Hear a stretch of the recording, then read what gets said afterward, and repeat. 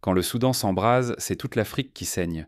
Oserons-nous enfin regarder la vérité en face ou choisirons-nous encore la fuite, les yeux fermés devant le drame? Nombreux sont ceux qui voudraient en croire que la tragédie soudanaise n'est qu'un lointain malheur, confiné à ses frontières. Pourtant, le Soudan n'est pas un cas isolé. Il incarne, avec une violence crue, les plaies jamais refermées du continent africain. Derrière chaque ville détruite, ce sont les cicatrices de la colonisation, la manipulation des identités ethniques, ainsi que la dépendance économique qui se rouvre. Ce conflit rappelle une vérité brutale. Tant que l'Afrique restera divisée, chaque nation affaiblie menace la stabilité de toutes les autres. Ignorer la souffrance soudanaise, c'est accepter le risque d'un avenir en ruine pour l'ensemble de l'Afrique. L'indifférence, qu'elle vienne des puissances étrangères ou de nos propres peuples, nourrit le désespoir et prépare les drames de demain. Nos silences collectifs bâtissent des murs invisibles. Ils perpétuent la faiblesse, la division, la soumission. À chaque fois que nous évitons d'affronter la réalité, nous prolongeons le cycle de la dépendance et de la perte. La détresse d'un peuple africain finit toujours par atteindre ses voisins, ses frères, jusqu'à la diaspora dispersée aux quatre coins du monde. Il faut le dire sans détour, rester spectateur, c'est choisir la lâcheté. Le prix du silence sera payé en vie brisée, en liberté perdue, en identité effacée. Aujourd'hui, le brasier soudanais doit être le cri d'alarme qui secoue nos consciences. Si nous laissons cette tragédie passer sans agir, demain, une nouvelle crise éclatera, un autre peuple sera abandonné, et l'Afrique souveraine que nous espérons s'éloignera davantage. Mais derrière cette crise, il y a aussi des enjeux cachés, des influences extérieures qui attisent les flammes. Qui profite vraiment du chaos soudanais? Et pourquoi l'Afrique semble-t-elle condamnée à répéter ce cycle? Ce n'est pas la première crise qui secoue l'Afrique. Pourtant, à chaque drame, la mémoire collective s'efface et les vieilles erreurs reprennent vie. Le Soudan d'aujourd'hui n'est que le dernier reflet d'un mal bien plus vaste. Division interne, manipulation et dépendance tissées patiemment depuis des décennies, bien avant les indépendances. Il suffit d'ouvrir un atlas pour comprendre les frontières africaines posées par des puissances étrangères ignorent peuples et réalités du terrain. Ces lignes artificielles sont devenues des plaies, attisant discorde et instabilité jusqu'au cœur des nations. Prenons l'exemple du Congo, dont les frontières, tracées lors de la conférence de Berlin à la fin du XIXe siècle, rassemblèrent des dizaines de groupes ethniques aux langues et cultures distinctes. Ce découpage arbitraire fut à l'origine de nombreuses tensions, encore palpables aujourd'hui. Quand la crise éclate, la même scène se reproduit. L'Afrique attend des secours venus d'ailleurs. Mais cette dépendance à l'aide internationale ronge la souveraineté, mine la confiance en soi. En s'en remettant à des solutions étrangères, les dirigeants d'aujourd'hui laissent, sans le vouloir, à leurs enfants un continent sous tutelle. Rappelons le cas de la Somalie, qui depuis plus de 30 ans dépend de l'aide humanitaire et militaire internationale, sans parvenir à reconstruire des institutions solides. Le pays demeure en proie à une instabilité chronique, faute d'une réponse collective africaine. Dans l'ombre, les puissances étrangères guettent, jamais très loin. Elles alimentent discrètement les divisions, veillent sur leurs propres intérêts, l'or du Soudan, le pétrole du Nigeria, la terre, l'eau. Le chaos n'est pas toujours un accident.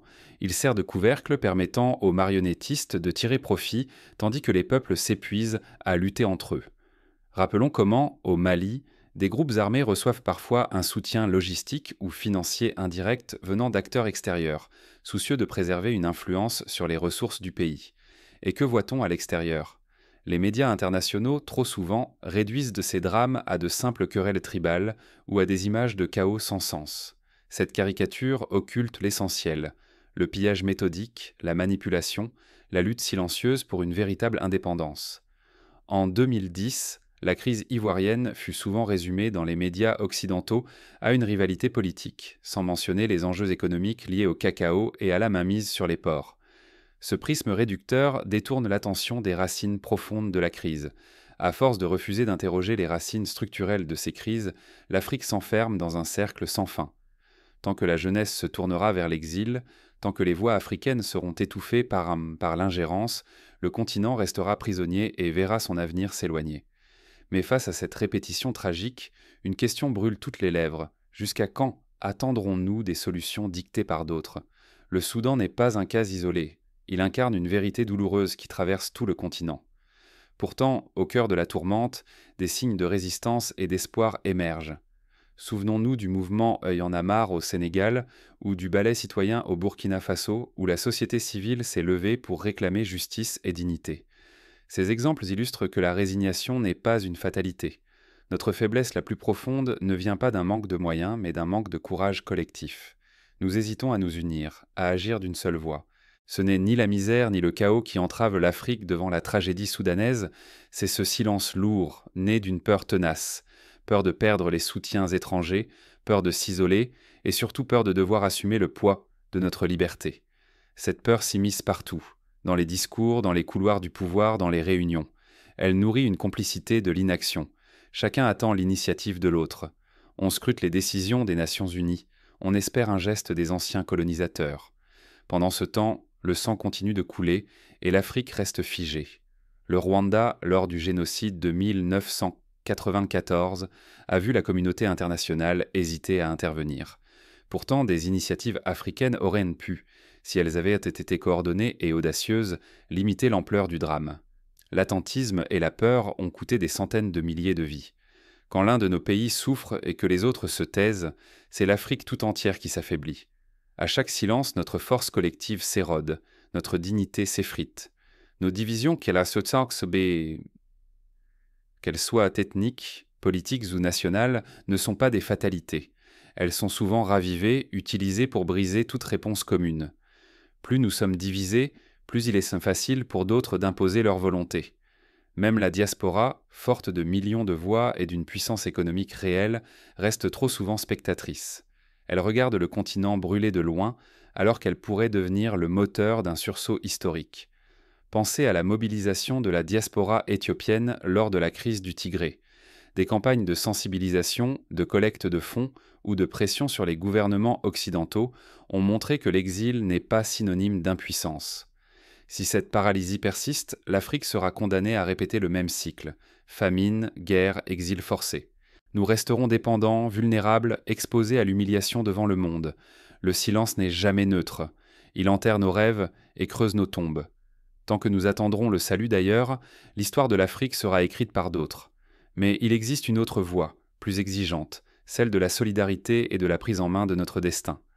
Pour sortir du cercle vicieux, il faut oser rompre le silence. Le Soudan n'est pas une fatalité, mais un signal d'alarme. Si l'Afrique ne s'éveille pas, elle sera broyée sous le poids de ses propres silences. Persister dans la division et la dépendance, c'est ouvrir la porte à des catastrophes plus grandes encore. Les crises humanitaires empireront, la souveraineté s'effritera et nos richesses continueront d'être arrachées sous nos yeux. Nos meilleurs talents, lassés, partiront, laissant derrière eux des terres vidées d'espoir. Accepter le statu quo, c'est condamner l'Afrique à n'être qu'une spectatrice impuissante, obligée de tendre la main et d'avaler l'humiliation génération après génération. Mais il existe un autre chemin. Imaginez une Afrique unie, debout, où chaque pays soutient l'autre. Une Afrique qui parle d'une seule voix et force le respect. Par l'unité et la solidarité active, l'équilibre des forces bascule. L'Afrique cesse de subir l'histoire, elle la façonne. Prenez l'exemple du projet d'intégration régionale de la CEDEAO. Malgré ses limites, il a permis des interventions coordonnées au Libéria et en Sierra Leone, montrant qu'une solidarité africaine est possible lorsqu'elle s'incarne dans des institutions fortes et une volonté assumée. Le levier le plus puissant de cette renaissance, c'est la maîtrise de l'information. Tant que d'autres racontent nos malheurs à notre place, ils contrôlent notre image et notre avenir. S'emparer de notre récit, c'est briser les chaînes de la dépendance, choisir qui nous sommes et où nous allons. La souveraineté numérique est cruciale. Posséder nos plateformes, protéger nos données, former nos jeunes aux technologies. Aujourd'hui, contrôler l'information, c'est détenir le pouvoir de changer le réel. Des initiatives comme la création de réseaux sociaux africains ou de médias continentaux, à l'image d'Africa News ou de Jeune Afrique, contribuent à reprendre la main sur le récit collectif.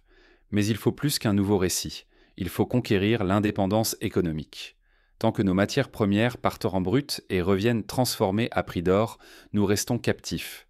Investir dans la transformation locale, renforcer la coopération régionale, mobiliser la diaspora, voilà la clé d'une Afrique forte. L'Éthiopie, en lançant son industrie textile et agroalimentaire, a montré qu'il est possible de créer des emplois et de retenir les jeunes talents. Mais cela exige des politiques volontaristes, la lutte contre la corruption et la confiance dans nos propres capacités. La solidarité doit aussi se traduire par la sécurité collective. Construire une défense africaine, indépendante des influences étrangères, c'est garantir la paix et l'avenir. Quand les nations se soutiennent, aucune puissance extérieure ne peut diviser ou manipuler le continent. L'Union africaine a tenté, avec la force africaine en attente, de poser les jalons d'une défense commune. Cependant, sans volonté politique partagée et sans ressources, ces initiatives peinent à dépasser le stade symbolique. La route sera longue et semée d'embûches. À la croisée des chemins, l'Afrique risque de perdre toute une génération si elle ne se réinvente pas. Mais en osant l'unité, la souveraineté et la solidarité, elle peut renaître et écrire enfin l'histoire qu'elle aura choisie. L'heure n'est plus au discours, mais à l'action. L'Afrique doit saisir ce moment pour tracer sa propre voie et affirmer sa dignité retrouvée. Le temps n'est plus à la contemplation ni aux promesses sans lendemain, chaque geste, chaque voix, chaque silence compte désormais. Regarder le Soudan, c'est se regarder en face. Ce n'est pas une tragédie lointaine, mais une alarme brûlante pour chaque Africain. Que pouvons-nous faire? Les mots ne suffisent plus. La solidarité doit devenir action. Il faut organiser des convois humanitaires depuis plusieurs pays africains, offrir un appui politique, logistique et financier, exiger des réponses communes. Les citoyens ont un rôle. Pétitions, collecte de fonds, campagnes sur les réseaux, chaque initiative compte pour sauver des vies et affirmer notre responsabilité. Citons l'exemple des jeunes volontaires sénégalais qui, lors de l'épidémie d'Ebola, ont lancé des campagnes de sensibilisation dans toute l'Afrique de l'Ouest, contrecarrant la peur et la désinformation. Aux dirigeants, c'est l'heure d'abandonner la diplomatie de façade. Le courage ne se mesure pas à la longueur des discours, mais à la capacité de risquer pour la souveraineté africaine. Protéger le continent exige parfois de dire non, de refuser les compromis, d'accepter les sacrifices au nom de la dignité collective. Au Nigeria, lors de la lutte contre Boko Haram, la coopération régionale a permis des percées significatives, mais celle-ci n'aurait pas vu le jour sans une réelle volonté de mutualiser renseignements et moyens militaires. La diaspora détient une force immense. Elle peut interpeller les responsables politiques dans les capitales occidentales, soutenir concrètement les initiatives locales, amplifier les voix soudanaises et surtout retisser le lien avec la terre d'origine. Loin d'être spectatrice, elle doit redevenir actrice de son histoire. La mobilisation de la diaspora malienne lors du coup d'État de 2020 a permis de mettre la pression sur les institutions internationales, exigeant une transition respectueuse de la souveraineté nationale. La jeunesse est le moteur du changement. Grâce à la technologie, au journalisme indépendant, à l'entrepreneuriat social, à une éducation tournée vers les défis réels, elle porte le récit d'une Afrique qui ne subit plus, mais qui invente, construit et inspire. Au Kenya, des startups créées par de jeunes ingénieurs développent des solutions pour l'agriculture intelligente, la santé connectée ou l'accès à l'énergie solaire, prouvant que l'innovation africaine peut transformer le quotidien. On dit souvent que l'unité panafricaine est un rêve naïf. C'est faux. Elle commence par des actes. Échange de savoir, économie solidaire, harmonisation de l'éducation, partage des ressources culturelles, défense commune. Refuser la division, c'est déjà bâtir l'avenir. Le programme d'échange universitaire africain, qui permet à des étudiants de voyager du Maroc à l'Afrique du Sud pour enrichir leur parcours, incarne cette réalité d'unité concrète. L'inaction est une trahison envers ceux qui viendront après nous. Chaque pas, même modeste, restaure la dignité africaine et affirme au monde que notre destin ne sera plus écrit ailleurs. Le miroir soudanais est sans appel. Il nous appartient désormais de choisir ce que nous voulons refléter au monde. Le réveil africain ne se joue pas seulement sur les champs de bataille, ni dans les salles de conférence. Il s'incarne dans chaque décision, chaque engagement, chaque refus de détourner le regard. L'heure n'est plus à la plainte, mais à la renaissance.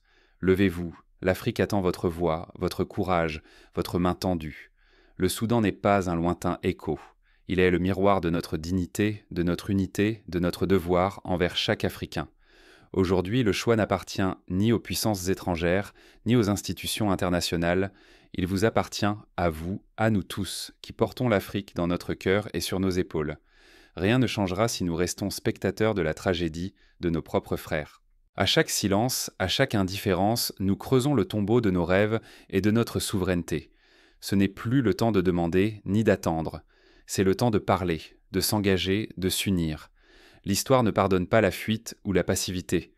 Si nous échouons aujourd'hui, notre silence sera la plus grande des trahisons. Mais si nous nous levons, si nous agissons, le Soudan deviendra le symbole du réveil africain. Il prouvera que, même après des siècles de division, l'Afrique peut écrire elle-même son destin. Agir, ce n'est pas seulement s'indigner derrière un écran. Agir, c'est secourir ceux qui souffrent, exiger de nos dirigeants la cohérence et l'honneur, refuser la fatalité et combattre la peur. Le courage d'un seul ne suffit pas. Il faut le courage de tous. Oser dénoncer, oser bâtir, oser rêver d'une Afrique debout, souveraine et unie. À celles et ceux qui pensent que leur voix ne compte pas, souvenez-vous, la résignation d'un seul permet la défaite de tous.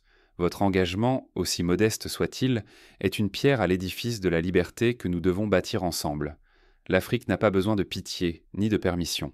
Elle a besoin de ses filles et de ses fils, debout et solidaires, capables de transformer la souffrance en force, la division en unité.